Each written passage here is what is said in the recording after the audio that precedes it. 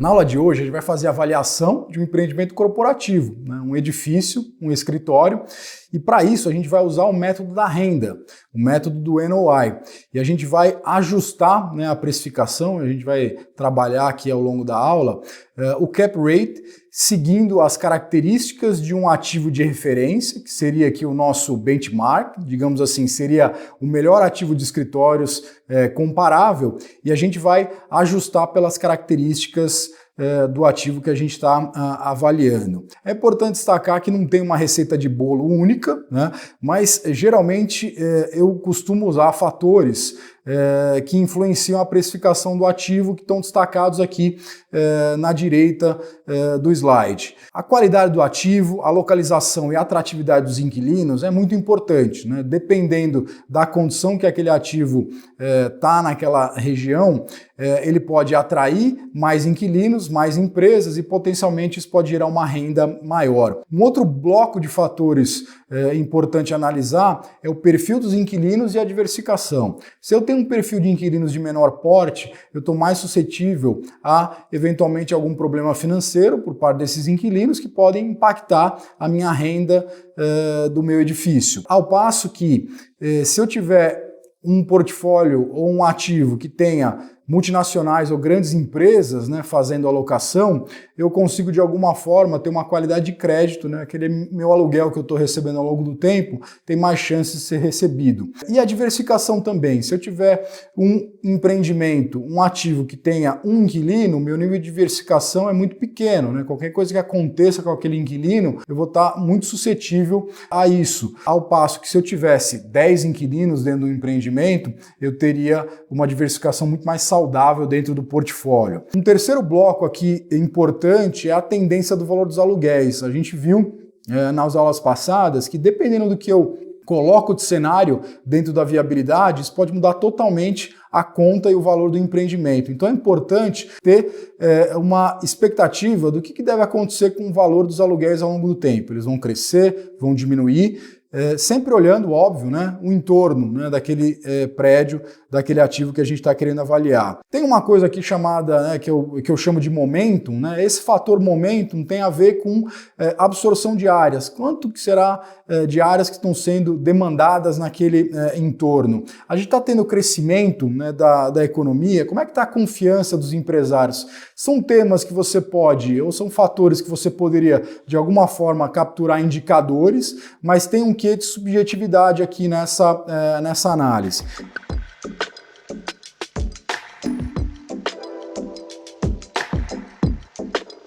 Então, o que a gente vai fazer aqui pela metodologia da renda? O outro nome aqui que a gente poderia chamar é o cap rate direto, né? É uma forma de chamar isso que a gente vai fazer aqui nessa aula. Vamos conferir primeiro as características desse empreendimento que a gente quer avaliar para depois entrar mais um detalhe nos cálculos. Então, área bruta locável, 42 mil metros, né? O padrão do ativo é AAA.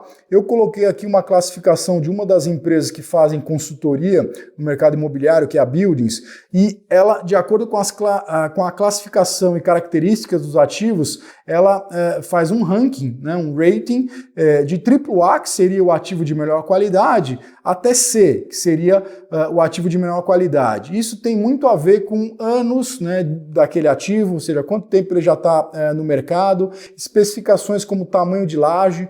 Geralmente no passado os prédios tinham um conjunto de lajes muito mais limitado do que a gente tem hoje. Hoje, geralmente, para ser considerado um AAA, ele tem que ter áreas superiores a 1.000, 1.500 metros por andar, né? Esse ativo aqui tem pavimentos aí de 1.500 metros. O preço de locação atual dele está em R$ 105 por metro quadrado. A taxa de vacância do edifício está 5%, até com uma taxa de vacância relativamente baixa, só que quando a gente olha o entorno da região, né, que ele está inserido, a taxa de vacância do entorno é de 20%. Né? E tem uma outra informação aqui, que é a taxa de vacância da região há um ano atrás. Um ano atrás a taxa de vacância da região era de 15%.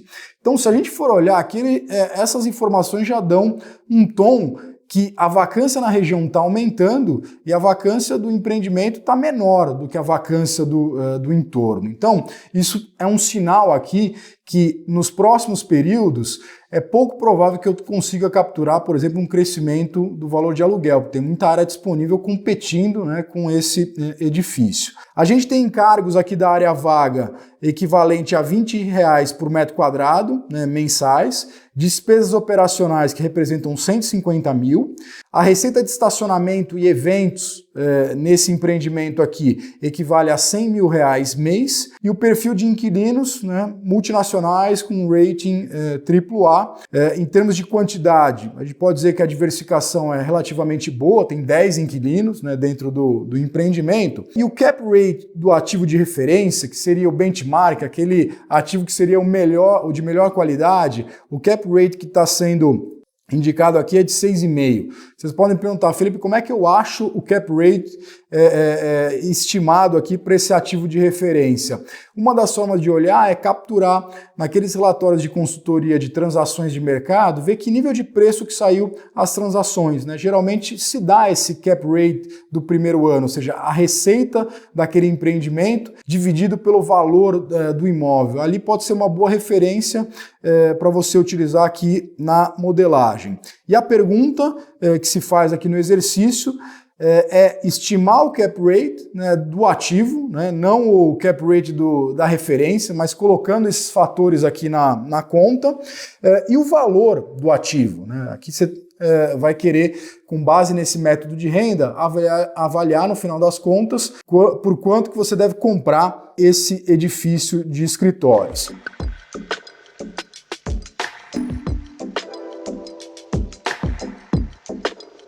Então, vamos primeiro calcular e estimar o que seria aqui o cap rate ajustado, né? Então, lembra daqueles 4 fatores? Eu coloquei esses 4, vocês poderiam colocar outros que vocês julguem que faça sentido, mas vamos primeiro olhar a qualidade do ativo, localização e atratividade, né? A gente pode dizer que ele é um ativo de boa qualidade. Em termos de localização, como a gente está olhando a mesma região, a gente pode dizer que ele está bem localizado e tem alguma atratividade, porque ele tem 5% de vacância, a região tem 20%.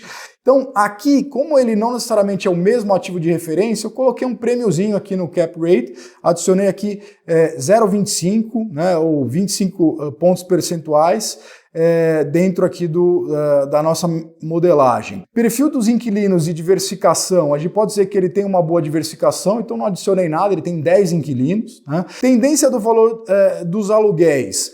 Aqui, pessoal, a gente tem que olhar sob o prisma da taxa de vacância da região, né? A taxa de vacância da região está aumentando, né? Era 15 há um ano atrás, já está 20, então é muito pouco provável que a gente tenha uma tendência de crescimento do aluguel, né, nessa região.